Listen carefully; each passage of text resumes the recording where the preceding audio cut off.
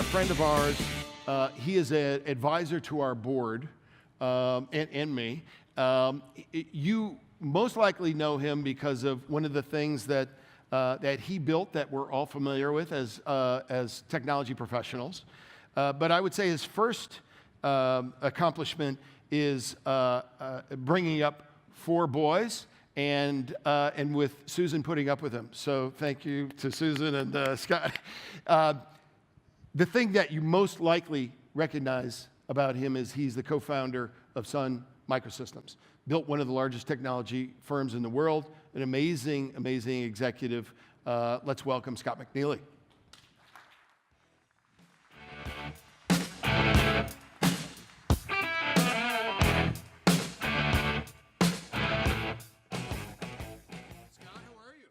Living the dream. Living the dream.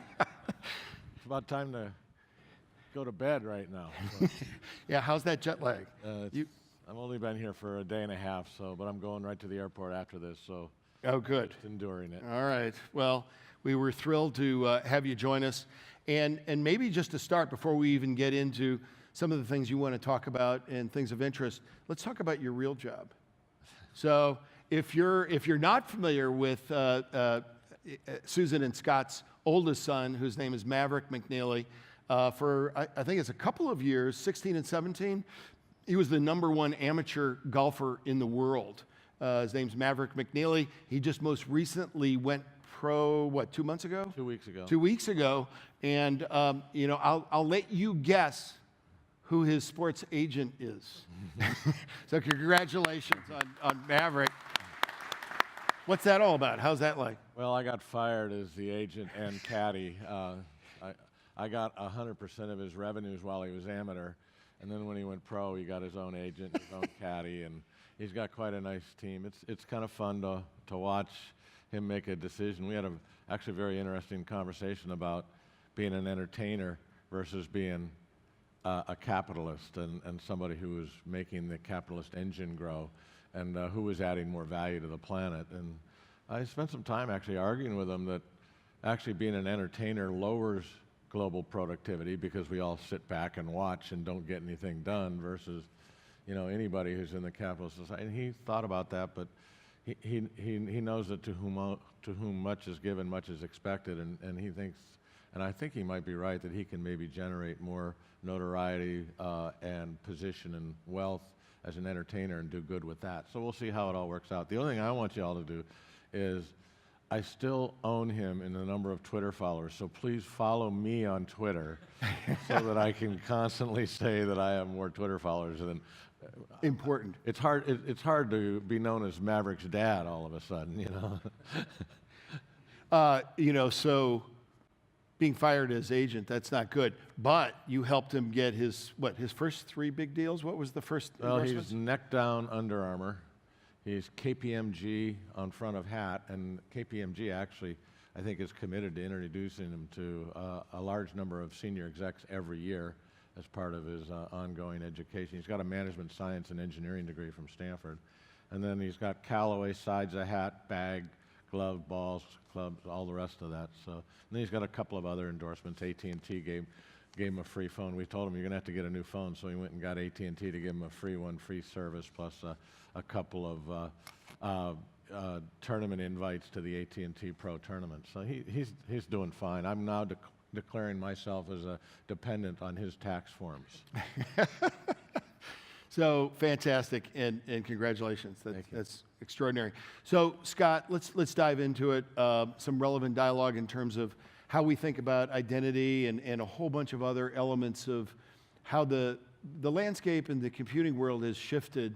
One of the probably most relevant that many in this audience probably remember is you had a famous phrase, gosh, I don't know what it was, maybe 20 years ago, 15 years ago, which was, there is no privacy, get over it. You have no privacy, get over it. You have no privacy. Right. How do you think about that today? Has that morphed or changed in any way? Or well, certainly the most memorable quote that I've had, and everybody's sort of bought into that, post-Equifax, everybody now totally agrees. And we just keep on having example after example of that.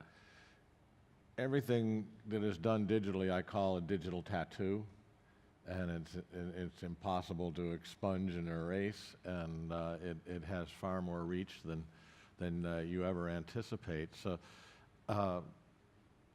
you're tracked everywhere you go. I mean, if you think about it, are you ever without your phone anymore? The phone company knows exactly where you are, what apps you're running, what you're doing in those apps, who you're calling, who you're near. They know more about you than you do. It's sort of creepy now when it tells me you just parked your car, and I get in my car and it tells me 12 minutes to go to get home. How does it know I'm going home? Well, it's probably checked my calendar, which is on, and it gets very, very creepy with just your telephone company knows about you. So, get over it. Yeah, from our perspective, obviously we want to enable also the rights of that consumer to not only get over it, but I love, I heard you say it the other day, get on with it. Yeah, you have no privacy, get on with it. Now you're going to have to deal with it. And You got to do something about it. I was fascinated, and you guys are doing great and wonderful things to help all of you deal with the EU's new revenue generation strategy called GDPR. This was all driven not out of the policy of the EU, but the revenue generation department, and it's going to be a very arbitrary gotcha tax, and it's going to be a way the government can. Every company will probably have legitimate reasons for a 4% revenue tax because somehow, somewhere, somebody or some application or some device broke the GDPR rules, and therefore 4%. So there's an at-will ability for the government to raise. Now you want to minimize and make it hard for the government to find that 4% tax trigger, but it's going to be there. And I find that, so that's sort of my view on the government helping here.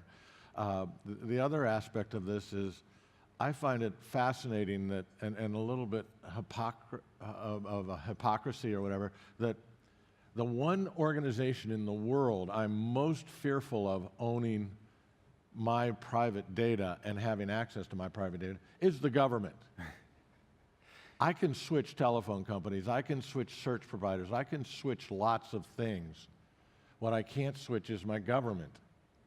And they are the scariest, and especially as we've gotten government scope creep into health care. Are you talking about the U.S. in particular right now? I actually, I used to come to Europe and I couldn't understand why the Europeans were always more afraid of the government than the bad guys. And all of their policies were all about, how. Now I sort of understand that as the scope creep has come on board, and you see what I just wish the government didn't know my income, for instance, because every time my income goes up, they take a larger percentage of my income. I know no other company, private industry or organization that would do that. If they know something about my voting record, I don't want them necessarily prioritizing my health care requests. It gets very, very spooky, yet they're the ones that are out here declaring that businesses are what you need to worry about with respect to owning your private data. So I'm not at all against, and I'm a big believer in opt-in and consent. But I also think there's a bigger privacy issue that the government never wants to address, and that is they're the big boogeyman. Yeah. This whole thing. Yeah, and I know from our perspective, were you looking for they're the other camera up there? Yeah. I know from our perspective that we I think broadly believe as IT professionals that certainly the privacy laws being put in place by the EU are interesting, and they require compliance, et cetera. But there is an opportunity to create for a private enterprise that better digital, citizenry, et cetera. I'm not sure in the Equifax example, if we had been given the right for them to hold our data or not, how many of you in this room would say, yeah, you keep my data, it's fine. There's probably a lot that would say, yeah, no, I'm going to check those boxes and say, no, I don't want it there. So we think it's a nice step to creating more responsible, personal data management, let's call it, but actually putting that responsibility in to us, right, to the person. Right. So, and I love what you're doing, and maybe you can talk a little bit about the issue of complexity versus, absolute ignorance, and the complexity of actually having to go and check and think and understand what do I want to consent to versus what do I not want to, and how many people really should have my heartbeat, and if I pick the wrong one, do I die of a heart attack? And it's going to get very, very complex. Yeah. In that, and people are actually not so worried about their privacy. And I will give you a statistic from a large telephone company that I heard that they went and asked their consumers, and you think about how much data is in here and how much is growing. What would you be willing, for how much money would you be willing to give up to the phone company access to share and use all of the data about you? And the number was like $100 a year. For $100, you can have everything that the phone knows about me available to you to do with what you will. So people say they value their privacy, but not at a very big number. Right. Yeah, there is a value to it. But Yeah. How are you going to make this consent actually understandable and usable for the normal human? No, it's a great question. So, the number one thing I think we're all in this room familiar with is you get this click to accept thing, and from a whole bunch of vendors that we all know. It might be phone manufacturers, Wink, and a few others. You're talking the 40-page. 40-page, and you scroll like this, and no one reads it, and you click to accept. That doesn't work. And so the ability It works very well, actually. Well, it does for them. It does for them, actually, but not necessarily for the actual consumer. And so I think the opportunity here is actually to make it much more robust, but also simple. So the ability to have, a punch and click kind of menu where you're just clicking buttons and saying, yeah. I think many of us in this room actually are not aware of, and you were making the point of, where's our data actually pivoted off to? What third parties are getting our data that we wouldn't necessarily want to have our data? Yeah. But the challenge here is, and we've been saying, Sun was actually so far ahead it's out of business. On so many of these things, wearable computing, the Java Ring was supposed to be your authentication device, wearable. Well, it's actually now the chip that's in your phone, and this is going to be the beacon that tells everybody where you are, because this is the only thing you really take with you everywhere anymore. But all of these, I don't want to be connected to the internet. I want all my stuff, everything with a digital, electrical, or biological heartbeat is going to get connected to the internet. And in fact, even the stuff that's just inert is going to get connected to the internet. And I want all that stuff to talk and handle and take care of everything. And the ratio is already more than 1-to-1 devices to humans. It's how many devices do you in this room each think you have connected to the internet? Probably 15, 20, 30, 50 already.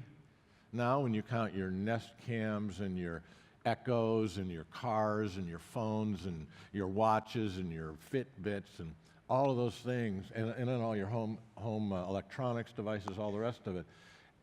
And are you going to set privacy on all of the data that each of those is, and sit down and go through all the checklists, and even no matter, it's going to be, this is going to be a challenge. Knowing who's who, what's what, and who gets access to what is the holy grail, but trying to manage that when you have 1,000 devices that are authenticated to you, and as you walk around, things get, you're going to send out a beacon. We launched Genie 30 years ago, 25, 30 years ago, I don't remember, which was an auto discovery and registration device for peer-to-peer IoT things, anticipating all of this. But now when you go authenticate yourself as you're walking through a mall or getting on an airplane or whatever, are you going to have to fill out all those privacy? It's going to be a very, very interesting challenge that doing GDPR in an environment where you have thousands and randomly thousands of different devices that connect to you. And even to create more complexity, as we said at the beginning of my keynote, the silos of identity technology that front end our customer applications, if you have one Jane Doe, most companies have actually 10 Jane Does, and it's the same person, with different logins depending on the division they're going to, if it's retail banking, if it's loans, if it's whatever. Now try to deploy GDPR compliance across 10 Jane Does. It's the same person across those. Very hard to not only create enablement for that for enterprises, but also how do you audit it? How do you create controls so that you don't incur that potentially EU fine? So just real quick, and we'll move on to another topic. In ForgeRock, being able to provide that consolidated, unified view of that technology to one identity across your enterprise is like the starting point. You've got to start somewhere, and you got to provide identity awareness, not only at all those things, but also making it easy to make that whole workflow and that approval happen. By the way, I've been advising ForgeRock since they were 8 people. Yeah. And you've really grown up, and I'm very, very excited about it. It was the core technology came out of a bunch of Sun engineers who took the open source identity directory authorization authentication technology out of Sun that was open source. Larry bought Sun. He missed the sharing class, and so the whole open source thing kind of got shot at Oracle. Larry who? The guy with the big boat. I'm kidding. I lasted 2 days after the acquisition, which was this paperwork snafu. I don't think they could find my identity, but when they did, I was gone. But you guys have done a wonderful thing, and the thing that they really leveraged well here at ForgeRock was we sold into the telcos, which was at the time the largest identity environment you could sell to, identity and directory entries kind of environment. So it was very scalable and telco carrier grade technology to begin with, and you guys have really, really enhanced it and moved it into the IoT space, which has happened as predicted. We just were a little early on it. Thank you. Yeah, totally the case.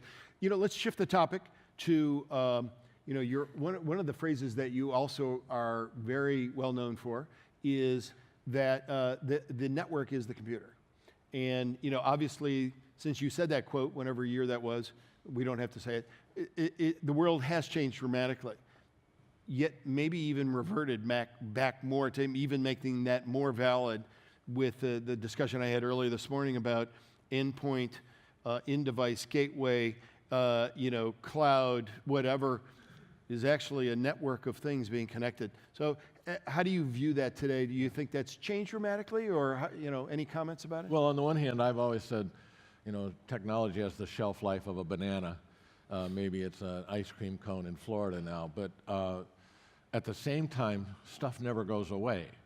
And so we've just been moving to, it's called distributed computing. That's when we got started. And we eventually called it the network as a computer, and then everybody calls it cloud. But ultimately, the cloud means there's more stuff connected, and a whole bunch of computing is moving out to the edge, and the edge eventually will become the wall, which will see you and know you're in the room, all the rest of it. So the mainframe didn't go away when the mini computer came, and it still hasn't gone away, and then came workstations, and then PCs, and then phones, and then Fitbits and wearable computing, and then we have all of these sensors and everything out there, whether it's a camera or a thermometer or whatever, is all connected to the network. So the edge keeps moving smaller and closer because you don't want every little camera talking straight back to the cloud. There's got to be content and compute and storage distribution networks closer to that, just to take latency out and to make sure everything is in a high-speed network back to the ultimate data center. So it all exists. It's just there's more of everything now. There are more servers in the cloud. There are more clouds. There's more cloud-to-cloud interoperability issues, and then there's more intermediary or edge cloud computing, people call it. And then you have the fog, which is what you guys call all the IoT devices, and it will continue to happen, and more. I mean, if you don't have a device, if it's an asset of any value at all and it's not connected to the internet, that's going to seem weird in a very short period of time. Because how are you going to know if it's still there, if it's still working, if it's operating as usual? And if you have an asset out there, it should be collecting data. So, yeah, no, absolutely the case. And I think your points on IoT, et cetera, are so relevant. It is, like Michael Dell said on that slide, it is about computing at the edge. But it's going to be a hybrid. It's going to be a hybrid forever because of the need to compute, to securitize, to create intelligence and awareness. Hence some of the new products that we announced over the last several months around computing at the edge, security at the edge, identity at the edge, that are device relevant and that type of thing. So really exciting. One of the other areas that you've been spending a lot of time in is also customer experience. So, building out not only the awareness and the technology, but also the intelligence, the data, et cetera, around how customers interact. And you're also active, I know, in several companies. You're chairman of the board for Weigh In, which is, I believe, a social media and digital advertising type of platform and awareness platform.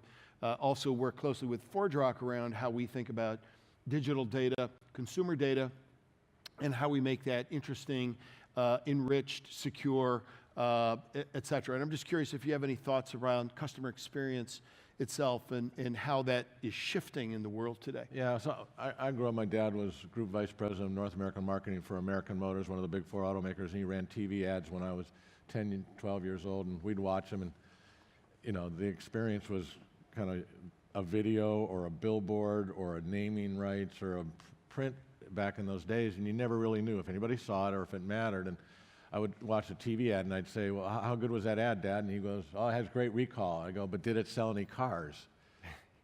Don't know, son. And we still don't know with most of the experiences that we have with our customers. We tried to go digital.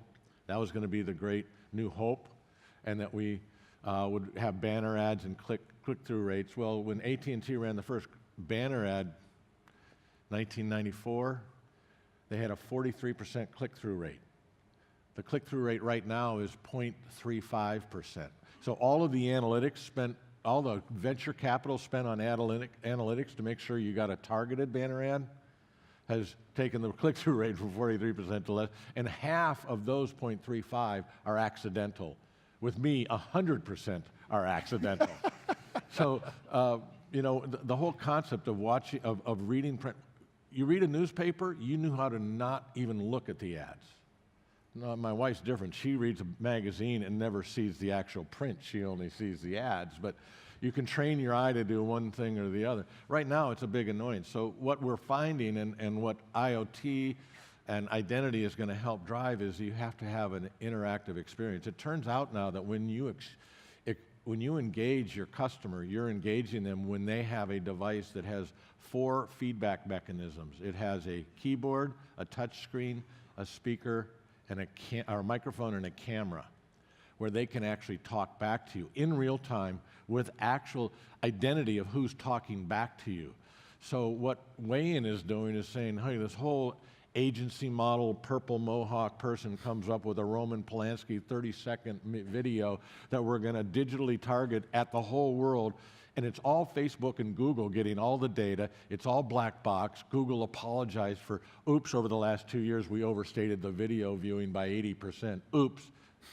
And the whole media buying mess, we think that the world is going to want to create digital experiences where people are talking back to you, and that's engaging. It has enormous recall. It buys into loyalty, and you can provide an exchange, whether it's a coupon or Home and Garden TV does a free house, and they get 130 million first-party data records using our experience campaigns in a 6-week time period. People will tell you everything if you give them the threat of maybe winning a house.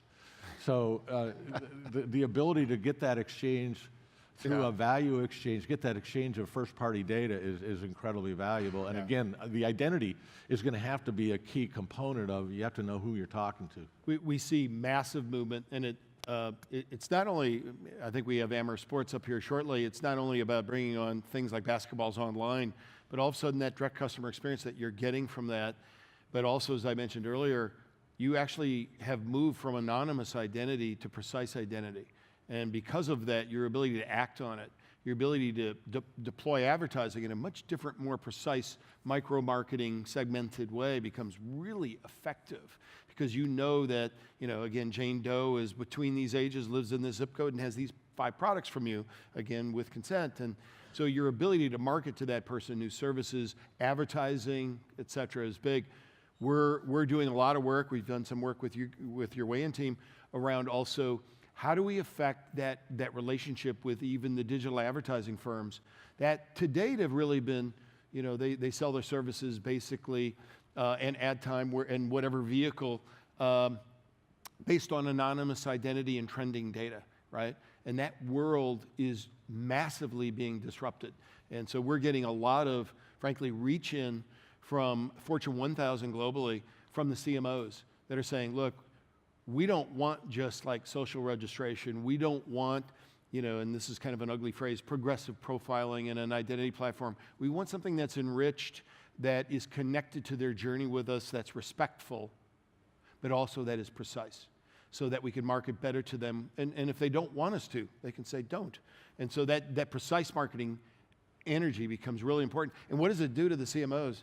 They're going to maybe lower some of their spend, at least with certain vehicles, because that's all anonymous in terms of how they go to market. And it's very scary. I mean, Amazon is eating the world, and then now they're putting Echo there. And when you ask, I would like, you're in the kitchen. I just ran out of butter.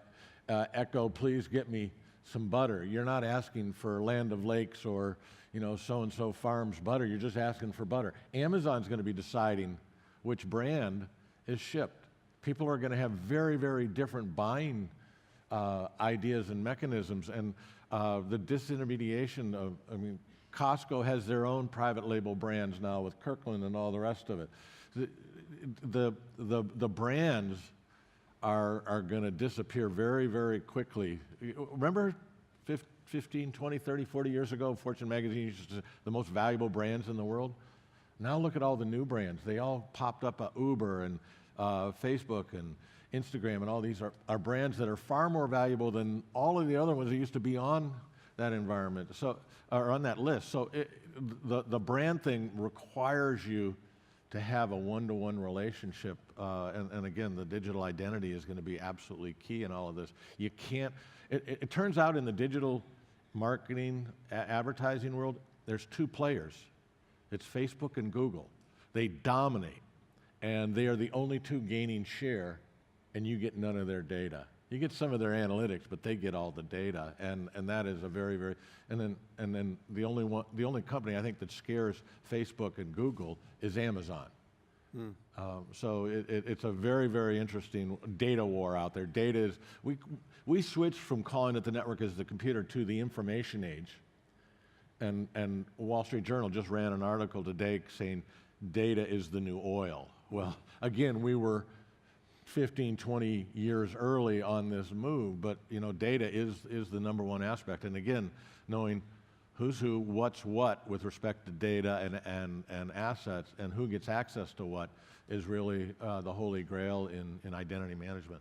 Yeah, so please, if you're not already, reach into your CMO and their marketing department, glue those worlds together, because it's actually a huge feather in our cap, a collective cap, around how our tech is playing an active role in that movement from anonymous to precise, and collecting and measuring and using that data in much more enriched ways with companies like Weigh-In and others as well. Right, so I left my cards over here on this table, the Weigh-In cards, so if anybody is interested, we've actually created a store, much like iTunes did for music, we have done for digital campaign experiences.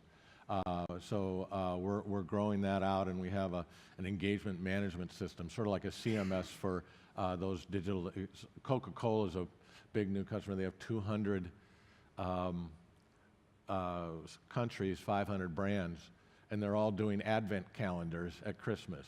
We allow you to create a few of them, put them in the store, share them, Yelp them, and reuse them. 50% of the cost of running an ad campaign is getting the ad ready to launch. And then by doing GDPR filters on all of the submissions into our store, we guarantee you that you have a GDPR compliant environment. Whereas right now, you're all going to have rogue divisions and rogue marketing people running GDPR non-compliant campaigns.